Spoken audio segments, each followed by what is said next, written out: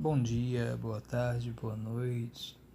Estamos dando início ao nosso mini curso Entendendo o Processo Salvífico em 5 Passos.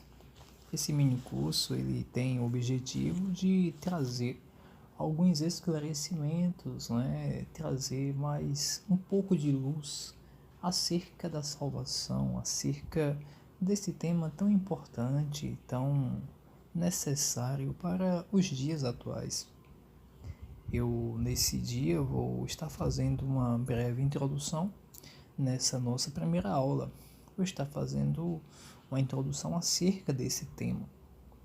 E nas próximas aulas, nós vamos estar tratando mais necessariamente acerca dos 5 pontos em si. Que a gente vai trabalhar no primeiro ponto, Deus convence através do Espírito agindo no homem. O segundo ponto, Deus atrai, porém com liberdade. Aqui nós vamos ver a graça que vai ao encontro do pecador, morto em delitos e em pecados. No terceiro ponto, nós vamos ver com o uso da liberdade ou o livre-arbítrio, o homem consegue exercer a fé em Cristo. No quarto ponto, nós vamos ver um pouco sobre Deus agora, após a fé do homem Cristo como Salvador. Deus lhe imputa tríplice graça, que é a regeneração, a justificação e a santificação. E por fim, no quinto ponto, nós vamos tratar sobre Deus dar ao arrependido o direito à glorificação, a coroa da salvação. Então vamos lá. Nesse primeiro momento, nós vamos tratar um pouco acerca da criação. É o nosso primeiro ponto aqui na introdução. A criação. O que é a criação?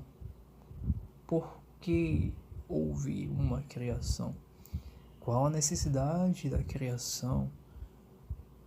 Muitas pessoas têm por aí afora no mundo várias formas de interpretar a vida, interpretar o mundo, interpretar a humanidade em si. Porém, nós, quando decidimos seguir a fé em Cristo, porém, todo aquele que se denomina um cristão, ele tem uma forma diferente de ver a vida, de ver o mundo, de ver as coisas. Então, eu quero aqui, desde já, deixar bem solidificado que a nossa dissertação sobre o tema é uma dissertação totalmente baseada na Bíblia. Não é? A nossa regra de fé, a nossa regra de prática, de conduta é a Bíblia. A Bíblia é o nosso pressuposto, é ela. É na Bíblia que nós enxergamos todas as doutrinas basilares para uma vida humana na Terra. Então, você que por acaso chegou até essa primeira aula acerca da salvação, tenha em mente que o nosso ensino está totalmente baseado na Bíblia, na palavra de Deus. Então, a criação, ela é o tema específico do livro do Gênesis. Quando nós lemos o livro do Gênesis, nós podemos observar a criação tomando forma através da pessoa do Pai. E de forma um pouco que oculta, mas quando nós analisamos, nós podemos enxergar também a presença de outras pessoas divinas na obra da criação. Porém, isso é detalhes para uma outra aula. Então, nós vemos a criação. Por que Deus criou o mundo e tudo o que nele há? Qual a necessidade? Qual a necessidade? Quando nós analisamos um pouco acerca da pessoa de Deus, nós temos a plena convicção que Deus não necessitava criar nada nem ninguém. Não. Deus não necessitava criar terra, água, animais E o homem, Deus não precisava. A Bíblia revela que a coroa da criação de Deus é o homem. Porém, Deus não precisava criar o homem. Deus não estava se sentindo só e disse, eu vou criar o homem para me fazer companhia. Não, Deus não tem essa necessidade. Deus não tem necessidade como o ser humano tem. Deus não tem esse tipo de necessidade. Não, então por que Deus criou o homem? Por que Deus criou toda uma terra perfeita e colocou nela o homem? Porque Ele quis. Essa é a resposta mais simples a qual nós podemos dar. Deus quis fazer assim. Deus quis criar o homem e Ele o criou. E quando nós analisamos toda a criação de Deus, partindo da terra, a gente vê toda uma perfeição na terra. Deus criou tudo perfeitinho, tudo completinho. A terra, ela foi feita de uma forma peculiar. Quando nós analisamos toda a criação, toda a terra, nós podemos ver toda uma sincronia, toda uma harmonia, tudo funcionando perfeitamente. Bem, verdade é que hoje, quando nós olhamos para a terra, todo o ecossistema, a fauna, a flora, a gente vê, não é, um certo desequilíbrio, mas não foi Deus que fez assim. Aí já tem toda uma consequência do homem, enfim, vamos lá. Quando Deus vai criar um homem, a gente observa que Deus, ele cria um homem completo. Deus cria um homem completo. Deus cria o homem pleno, de uma forma a qual o homem não necessitava de nada. Deus não criou o homem, pecador, cheio de falhas. Não, Deus criou o homem pleno, completo. Deus criou o homem inocente, santo, justo, livre, eterno. Deus criou o homem com todas essas qualidades. Deus criou a humanidade que estava implícita ali em Adão, inocente, santa, livre, eterna, com uma finalidade, como a gente pode observar no livro de Atos dos Apóstolos, capítulo 17, versículo 26 e 27. Deus criou o homem para o servir. Então, todos esses atributos, todas essas qualidades, as quais o homem tinha, e isso era para que se passasse a toda a humanidade, tudo isso foi para um fim. Esse fim era servir a Deus. Servir a Deus. E esse servir a Deus era cuidar da terra, cuidar de tudo aquilo que Deus criou e disse ao homem: governai. A melhor forma do homem servir a Deus era essa. Era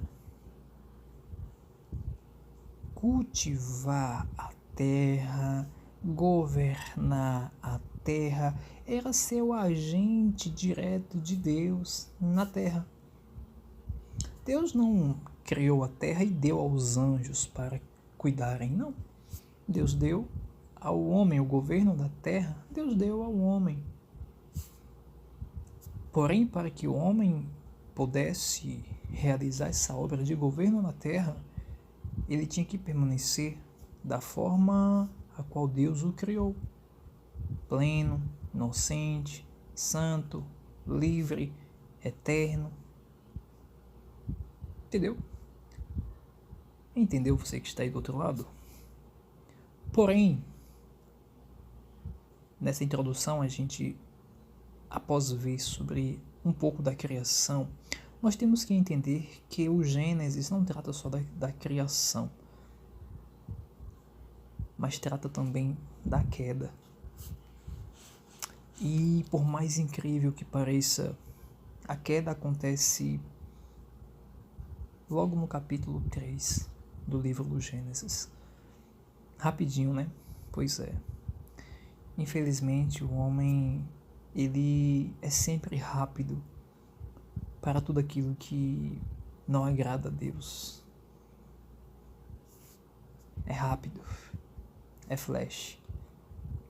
Então a gente pode observar que no capítulo 3 do livro do Gênesis, ali é relatado a queda do homem. O homem cai, peca. Quando o homem peca contra Deus, e o pecado do homem foi a desobediência à voz de Deus, naquele tempo Adão ele não tinha uma lei escrita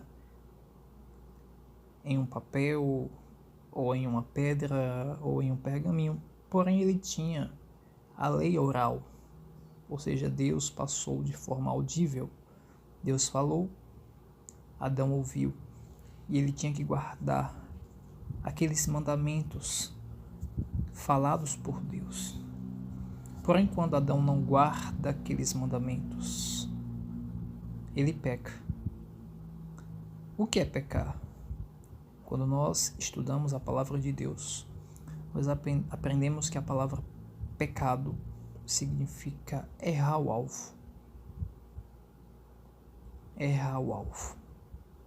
Esse é o significado mais direto da palavra pecado, errar o alvo. Qual é o alvo? Qual era o alvo do homem? Deus. Obedecer a Deus. Então o homem errou o alvo da obediência para acertar em um alvo ruim, que foi o alvo da desobediência. O homem desobedece. Ele foge do alvo que era obedecer a Deus e vai para outro caminho, o caminho da desobediência. E quando ele faz isso, ele cai. O homem cai. Como assim? Ele se afasta de tudo aquilo que Deus na criação o deu. Se afasta de ser um homem reto, pleno, inocente, santo, livre, eterno. E agora ele tem toda uma dificuldade. Para quê? Servir a Deus. Então a queda traz tudo isso de consequência negativa para o homem. A queda afasta o homem de Deus. A queda, o pecado, leva o homem para longe de Deus. Porém, nessa introdução, aqui entrando um pouco no tema da queda,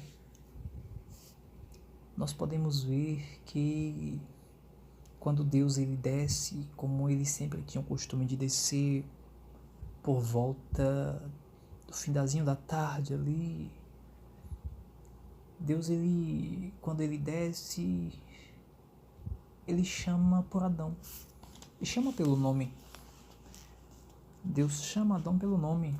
Deus chama Adão, onde está você?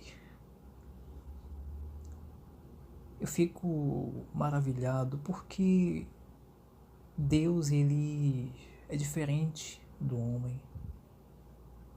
E louvado seja Deus por isso. Bendito seja o Eterno por isso. O homem quando ele peca contra outro homem, a pessoa que sofreu,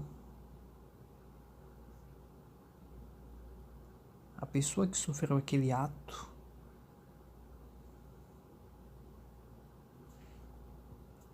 ela tem que se esconder, fugir, porque o homem que sofreu aquele ato pode ter certeza que de alguma forma ele vai cobrar e até às vezes requerer a vida daquela outra pessoa. Porém Deus, a sua criação peca contra ele. E Deus, quando desce no jardim, Deus ele chama Adão pelo nome. E Deus ele pergunta a Adão: aonde está você? Essa pergunta de Deus ela é muito profunda, porque o correto aos olhos humanos, o correto aos olhos humanos era Deus perguntar a Adão: o que você fez? Não é isso? Porém, Deus não pergunta a Adão o que você fez.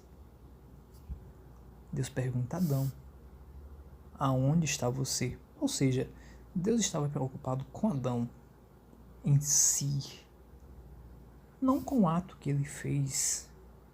Com isso eu não quero dizer que Deus se agradou do pecado de Adão, é óbvio que não, e a gente vai ver toda uma consequência.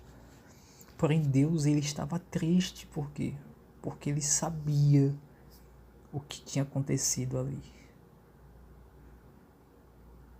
Não foi só Adão que pecou e se afastou de Deus, mas ali toda uma criação que era para se desenvolver de uma forma perfeita, plena, santa, reta, livre, eterna para servir a Deus. Toda uma criação, a partir dali, vai seguir por um caminho longe de Deus. Então é por isso que Deus pergunta a Adão que aonde está você? Por quê? Porque Deus estava preocupado com Adão, com a pessoa. Deus se preocupa com a pessoa. Deus se preocupa com o homem, com a humanidade, com toda a sua criação, porque o projeto de Deus é pleno para a sua criação, é um projeto de eternidade junto a Ele. Então Deus ele vai ao encontro do homem. Deus não abandona o homem abandona Deus, mas Deus não abandona o homem. E Deus vai ao encontro do homem, Deus vai ao encontro de Adão. A gente vê aqui na queda essa graça já agindo, indo ao encontro do pecador. E no decorrer da história, após falarmos um pouco sobre a criação e a queda, a gente vai ver que no decorrer de todo o Antigo Testamento existe uma preparação pró-Cristo. Ou seja, Deus ele vai trabalhar através de todo um ritual de sacrifícios, de animais, através do templo, através de muitas personificações de Cristo. Deus vai estar apontando para uma obra a qual viria a acontecer no futuro, obra essa que iria redimir todos aqueles que morressem em uma fé verdadeira, que é a fé no Filho de Deus. Então, todo o Antigo Testamento é uma preparação para o Cristo. É sombra de uma obra redentora que viria a acontecer. Quando nós lemos a Bíblia e vemos a figura de um homem chamado Abraão, nós vemos que Abraão ele se torna o pai da fé, do qual todo aquele que morresse crendo, como Abraão creu no Deus de Abraão, essa pessoa teria vida eterna com Deus. E Abraão, a fé dele, aquilo que ele fez ali no Monte Moriá com o seu filho Isaque, apontava para a obra de Cristo. Era uma espécie de sombra da obra de Cristo. Apontava para ele. Jesus falou: Abraão viu o meu dia e se alegrou. E todo o Antigo Testamento aponta para Cristo. Cada animal sacrificado, cada sangue derramado. O tabernáculo em si. Por que não falar também um pouco da Arca de Noé? Um símbolo da graça. Todo aquele que entra nela está salvo. Aponta para Cristo. Então esse é um breve resumo da nossa introdução. Espero que você tenha gostado. Fique atento, pois vamos entrar em si nesse mini curso, dando início na próxima aula. E você vai poder compreender melhor a doutrina da salvação. Ficamos por aqui. Deus te abençoe e te guarde e te dê a paz.